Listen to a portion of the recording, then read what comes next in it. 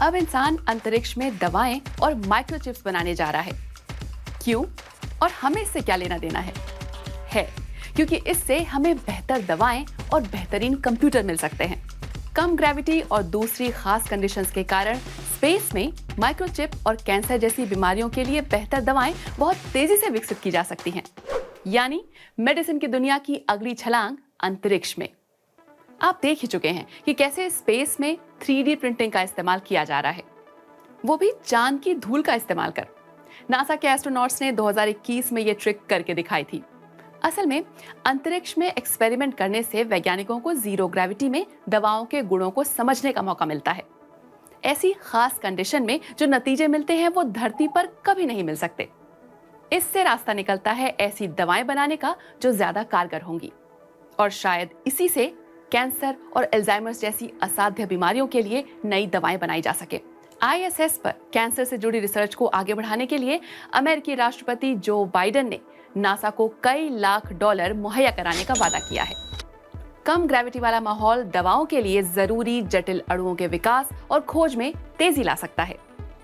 ठीक से काम न करने वाले प्रोटीन कई बीमारियों का कारण बनते हैं। इसीलिए वैज्ञानिक प्रोटीन के कॉम्प्लेक्स स्ट्रक्चर की जांच करने के लिए उन्हें क्रिस्टलाइज करते हैं। अंतरिक्ष में यह प्रक्रिया पृथ्वी की तुलना में बहुत आसान होती है। इसलिए अगर वैज्ञानिक प्रोटीन को ठीक से समझ पाएंगे तो उसकी गड़बड़ी से होने वाली बीमारियों का तोड़ खोज पाएंगे। भविष्य में इससे हमें ऐसी दवाएं मिल पाएंगी जिनके साइड इफेक्ट कम होंगे, जो ज्यादा अच्छे से असर करेंगी और हर तापमान पर काम कर सकेंगी। नए फॉर्मूले तैयार करने के अलावा अंतरिक्ष में दवाओं या कम से कम उनके कुछ हिस्सों का उत्पादन करना भी कहीं ज्यादा इफेक्टिव है। स्पेस में बने मॉलिक्यूल ज्यादा स्थिर होते हैं और इसीलिए वहां धरती से काफी बड़े और कहीं ज्यादा जटिल मॉलिक्यूल बनाए जा सकते हैं। यही कारण है कि कुछ कंपनियां करोड़ों का निवेश कर अंतरिक्ष में बेहद पोटेंट सब्सटेंस बना रही हैं और फिर उन्हें धरती पर लाकर फाइनल प्रोडक्ट तैयार किया जा रहा है। लो ग्रेविटी पर होने वाले रिसर्च भविष्य में कंप्यूटरों को भी तेज बना सकते हैं। सेमीकंडक्टर से बने माइक्रोचिप असल में ज्यादातर इलेक्ट्रॉनिक चीजों के दिमाग जैसे होते हैं, लेकिन पिछले कुछ सालों में इनका विकास जैसे रुक गया है। उनके मुख्य कंपोनेंट जैसे सिलिकॉन या जर्मेनियम एक तरह से अपनी क्षमता की सीमा पर पहुंच गए हैं।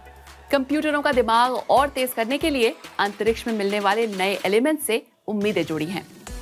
शायद वहां कुछ बिल्कुल नया हाथ लगे जो सेमीकंडक्टर्स की दुनिया को ही बदल कर रख दे। कुछ एक्सपर्ट्स बताते हैं कि अंतरिक्ष से मिली सामग्री से बने सेमीकंडक्टर 10 से 100 गुना तक बेहतर हो सकते हैं। अंतरिक्ष के ऐसे खजानों की तलाश तो इंसान कब से कर रहा है। इंटरनेशनल स्पेस स्टेशन ISS पर सालों से कई तरह के प्रयोग जारी हैं। इनमें रिसर्चर, सरकारी एजेंसियां और मुनाफा कमाने वाली कई कंपनियां भी शामिल हैं। लेकिन फिर भी ISS तक पहुंचना सबके बस की बात नहीं। हालांकि ऐसा चाहने वालों की तादाद लगातार बढ़ रही है। SpaceX और ब्लू ओरिजिन जैसे बड़े प्राइवेट प्लेयर्स ने पृथ्वी की कक्षा में तैरती कमर्शियल लैब्स बनाई हैं। अमेरिकी कंपनी वर्दा स्पेस इंडस्ट्रीज हो या ब्रिटेन की स्पेस फोर्स जैसे नए स्टार्टअप, कई कंपनियां अंतरिक्ष में खुलते बाजार के मौकों का फायदा उठाना चाहती हैं।